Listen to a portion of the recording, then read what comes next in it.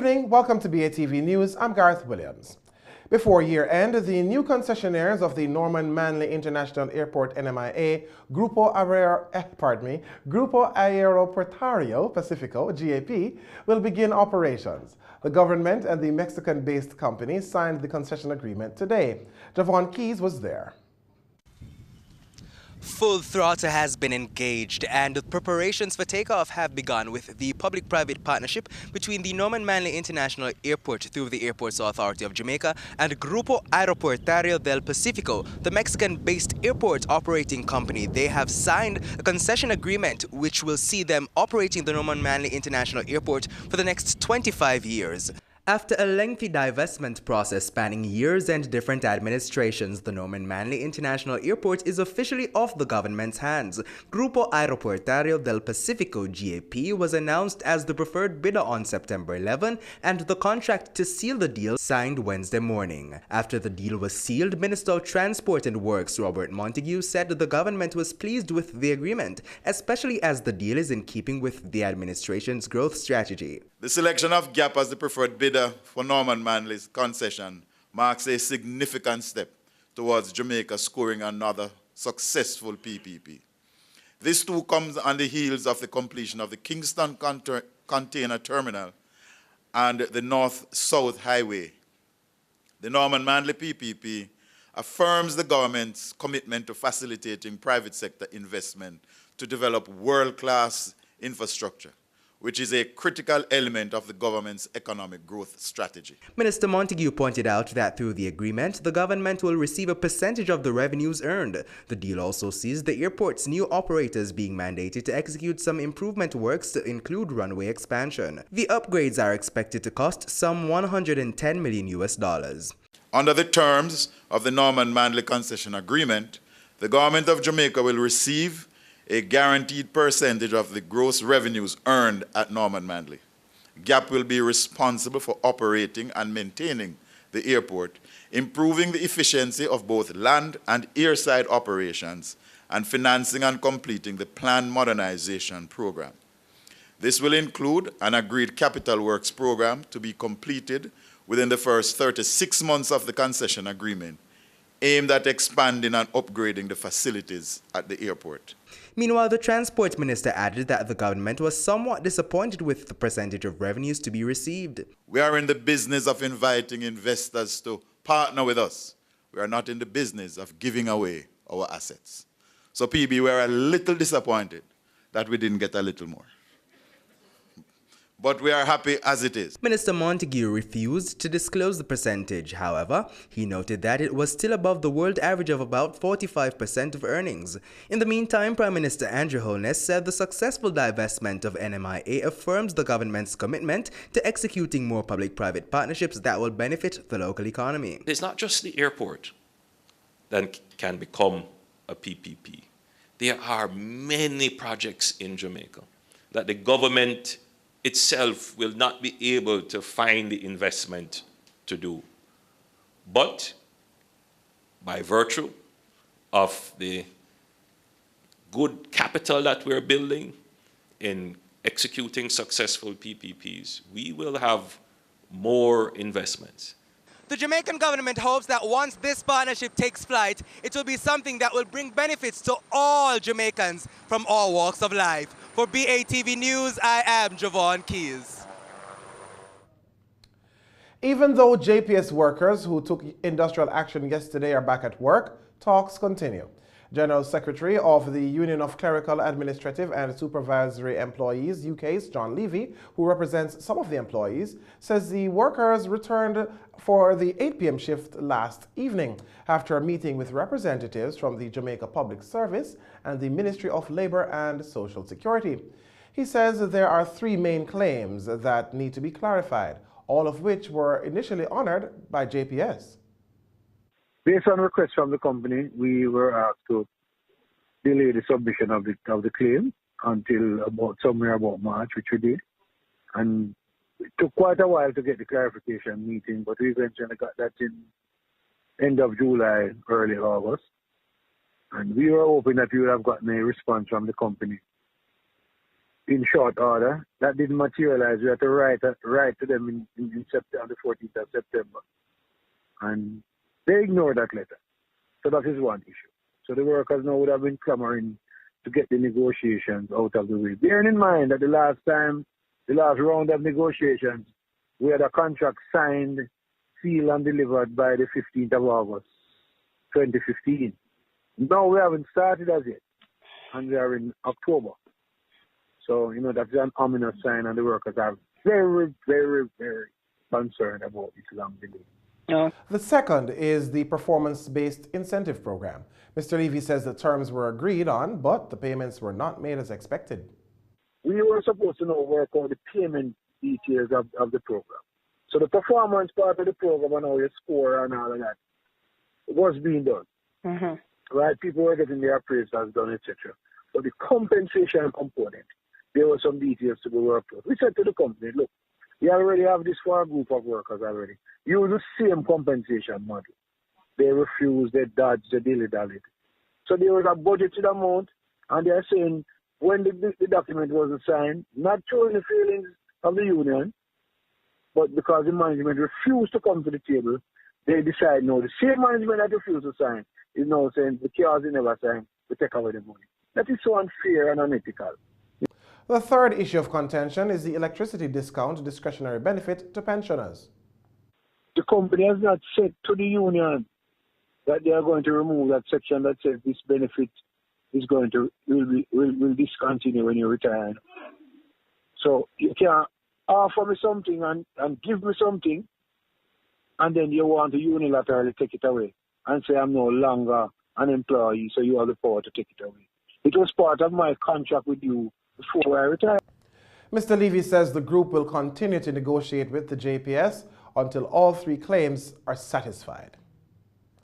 Prime Minister Andrew Holness has announced the complete revision of the National Water Commission's corporate governance and business model. The Prime Minister says soon the NWC will no longer be a statutory body, but a registered company listed on the Jamaica Stock Exchange. He was speaking at the opening ceremony of the Caribbean Water and Wastewater Association's 27th Annual Conference and Exhibition in Montego Bay, St. James. Jamila Maitland reports. Prime Minister Andrew Holness said NWC's current framework limits the company's ability to give every Jamaican access to water. We have started by having a review of the corporate governance and the business model of the National Water Commission. The NWC's current business model, we realize, at times limits its ability to fulfill its own mission, leading to difficulties in raising capital or even meeting regulatory targets. And at the same time, the cost of water services is approaching unaffordable levels. He listed the changes to come for the company, including being listed on the Jamaica Stock Exchange. So far, the prioritized options under consideration are, and we have started this already, the rapid non-revenue water reduction using performance-based contracts. Then we are now seeking to reorganize the NWC, in fact, changing its form from a statutory body to a company registered under the Companies Act. And then we're looking at raising equity finance by listing shares of the new corporate entity on the Jamaica Stock Exchange. Mr. Holness announced that private water companies will also be engaged. This, he said, was a strategy under the new business model to give every Jamaican access to water. We're also looking at delegating services to private providers to function as concessionaires within the service provision of water. These are all new models for the provision of the water service that we have to consider if we are to meet the growing challenges of providing accessible, high-quality water services to our people.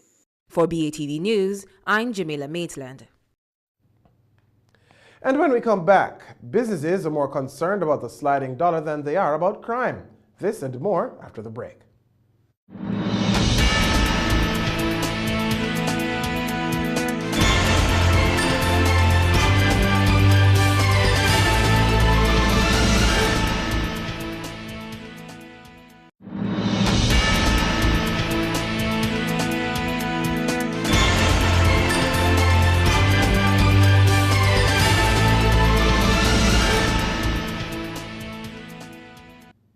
Welcome back.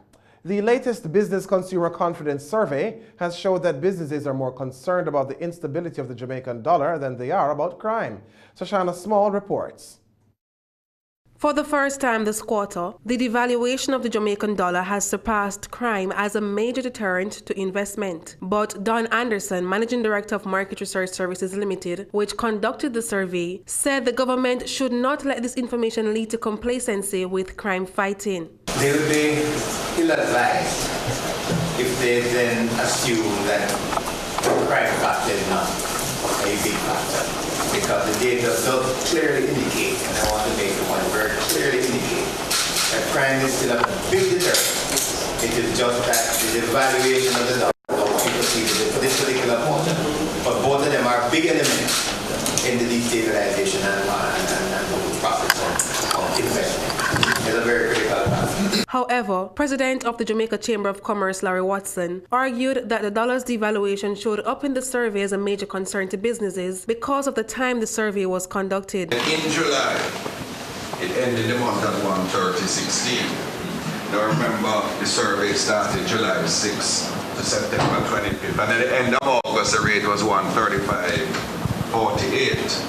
And within that time, on July 12th, it was 137, and August 15th, it was 137.20. He commended the measures taken by the Bank of Jamaica and the Ministry of Finance since. The dollar moved too quickly to keep them comfortable, and that shattered the confidence because the objective of having people, trying to get people to save in Jamaican dollars and not US had moved. So I think that then at that particular time when Don was doing the survey, shattered the business not shattered, it disrupted or moved the focus of the business confidence to the exchange rate. However, I think as you see, the Bank of Jamaica and the Ministry of Finance has been very vocal, in how they are managing it. The business confidence for the third quarter remained stable at approximately 140 points. For BATV News, I'm Shoshana Small. Kingston Wharves Limited, KWL, has advanced a customs bond in support of domestic importers. The bond covers freight forwarders and businesses that import full container loads who are seeking to transfer shipments that arrive at the neighboring Kingston Freeport Terminal KFTL. Chief Operating Officer at Kingston Wharves, Mark Williams, says this will remove the inconvenience of having cargo being shipped through the terminal and processed at one terminal and processed through the other. Mr. Williams further explained that under Jamaican law, containers must have a customs bond in place to exit the port area before official customs clearance, even if it's a short distance. He notes that some individual freight forwarders and local businesses cannot afford the customs bond. He also claimed that the stringent requirements for processing also makes things difficult. He says that's why KWL has decided to put up the bond on their behalf. He adds that KWL has committed to engaging the trucking service and security to handle the transfer between the terminals to ensure that it is done smoothly and safely. Minister of Industry, Commerce, Agriculture and Fisheries, Audley Shaw, says the agricultural sector can produce and make more local foods available to support students through the school feeding program. He was speaking in Parliament yesterday as he made his contribution to a motion brought by Member of Parliament for Central Kingston, Ronald Thwaites, regarding the increased use of nutritious local produce under the school feeding program. The minister said there are several agricultural products in which Jamaica has already achieved 100% market share that could be used in the school feeding program. He cited carrots, callaloo, cabbage, pumpkin, sweet potatoes, breadfruit, cassava, yam, and green bananas as examples. Minister Shaw noted that if the school feeding program entered into contracts with specific farmers, then the country could see an increase in agricultural production, employment, and farm income in rural areas. He added that the school feeding program should consider adding sweet potato to its menu as the nutritional benefits are significant. The government will be launching an educational campaign surrounding the impending ban on the importation, manufacture, distribution, and use of specific categories of plastic packaging materials. The announcement was made last Friday by Government Senator Matthew Samudo. He said the campaign will, among other things, highlight alternative packaging materials. The ban, which starts in January 2019, relates to single-use plastic carriers or shopping bags, styrofoam, and plastic drinking straws. It does not apply to bags used to maintain public health or food safety standards, such as those utilized to package raw meats, flour, sugar, rice, and baked goods, such as bread. Meanwhile, Mr. Samuda said that discussions are being held with local companies regarding funding to retool their operations in order to manufacture more environmentally safe products. He pointed out that 5 or 6 companies will be affected. In the meantime, Senate President Tom Tavares Finson called on Jamaicans to play their part in ensuring that the ban is successful. He says it doesn't matter in which government implements the ban, focus should be placed rather on the deleterious effects of plastics on the environment. Stay with us. We have regional and international stories next.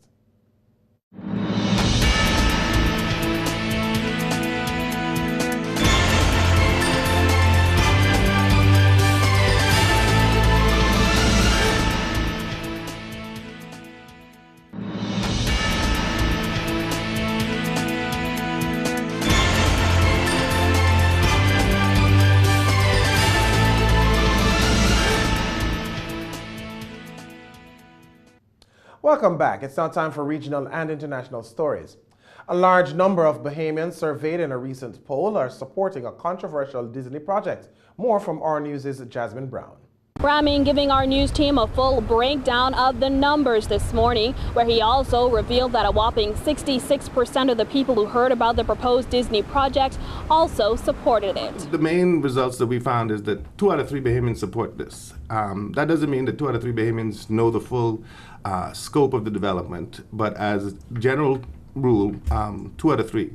According to Ramming, Public Domain conducted a telephone survey between September 27th and October 7, 2018. It was commissioned and paid for by Disney. The Public Domain president gave a breakdown of the poll, saying nearly 1,000 people from across the Bahamas were surveyed. We polled 994 households randomly selected throughout the country. Disney is seeking approval from the government to develop the property as it looks to double the number of ships calling on ports in the Bahamas by adding 3 new ships in 2021, 2022, and 2023. The company already has an agreement for purchase with the current owner of the Lighthouse Point property and has said the project will cost between $350 million and $400 million.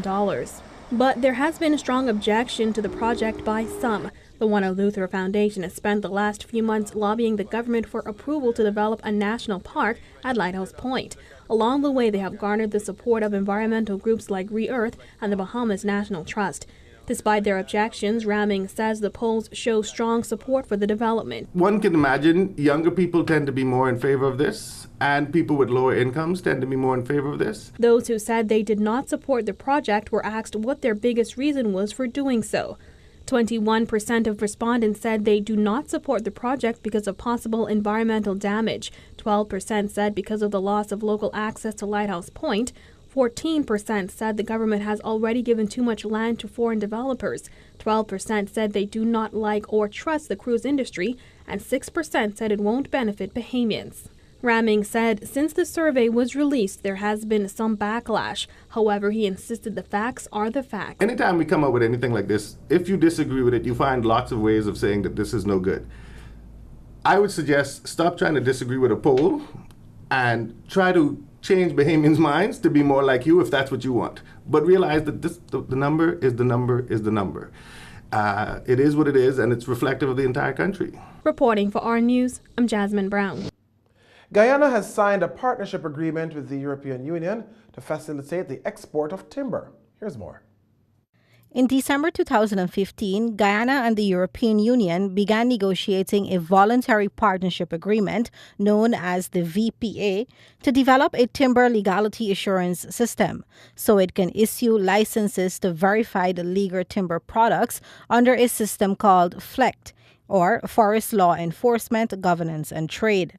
The Voluntary Partnership Agreement is a legally binding trade agreement between the EU and a timber exporting country and aims to ensure that all timber and timber products destined for the EU market from a partner country comply with the laws of that country.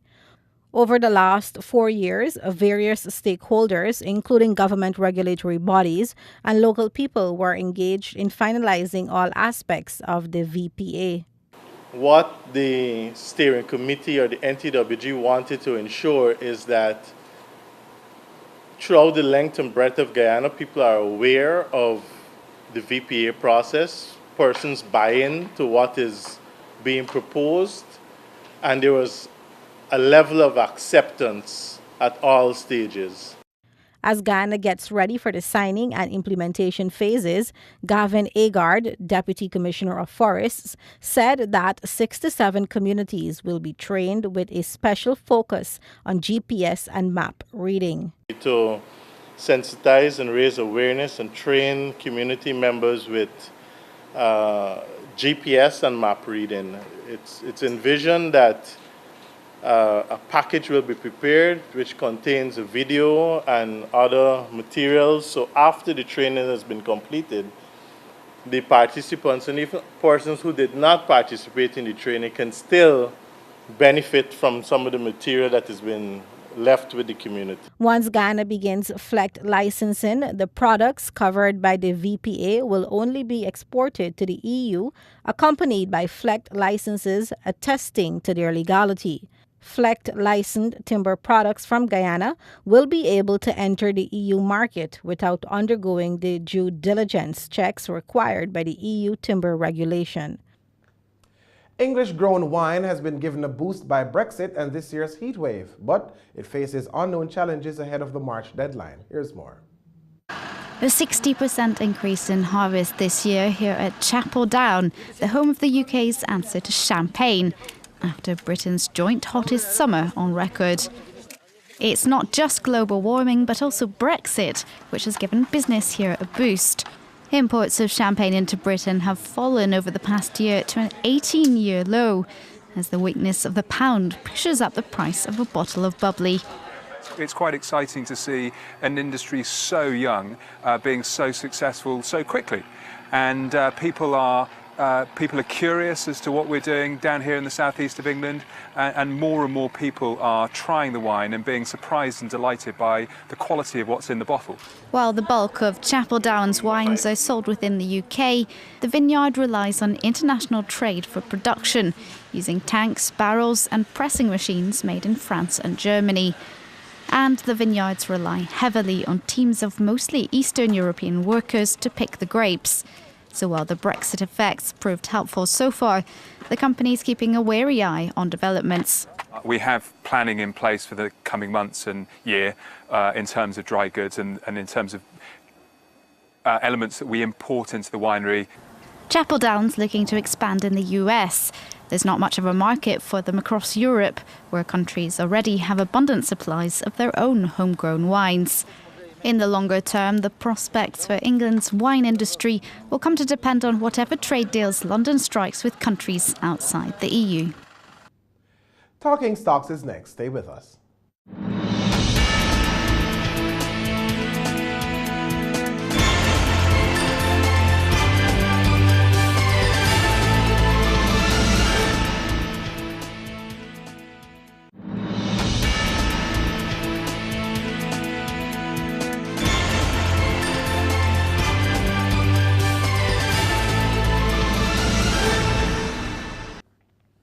Welcome back. It's now time for Talking Stocks. 59 stocks traded today, of which 20 advanced, 33 declined, and 6 traded firm. The main JSE index declined by 3,578 points to close at over 375,000. The junior index declined by 18 points to close at 3,384. Over 19 million units traded today, valued at over $294 million on the Jamaican dollar market, while on the US dollar market, more than 50,000 units traded, valued at $10,000 US. With Cinco Group ordinary shares with over 10 million units trading, accounted for more than half of market volume. Grace Kennedy with over 1.5 million units trading was second, while Supreme Ventures with more than 1.2 million units crossing the floor accounted for 6% of market volume. The main advancers were Salada Foods, up $5.55 to close at $26, followed by Kingston Wharves, up $7.93 to close at $83, and Jamaica producers up $1.50 to close at $31.50. The main decliners were Supreme Ventures down $3.44 to close at $17.42, followed by JMMB Group ordinary shares down $3.72 to close at $3.31, and G West Corporation ordinary shares down 15 cents to close at $1.76. In foreign exchange trading, the Jamaican dollar lost ground to all three major trading partners today. The US dollar ended the day trading for an average $133.55, a gain of 21 cents. The Canadian dollar ended the day gaining $2.53 on the Jamaican, trading for $105.66. And the British pound sterling sold for $176.15, a gain of $1.74 on the Jamaican. And that's the news, but before we go, a recap of our top story. Before year end, the new concessionaires of the Norman Manley International Airport, Grupo Aeroportuario Pacifico, GAP, will begin operations. The government and the Mexican-based company signed the concession agreement today. Thanks for watching, and for more content, visit our website at www.batvja.com. I'm Gareth Williams. Pleasant viewing.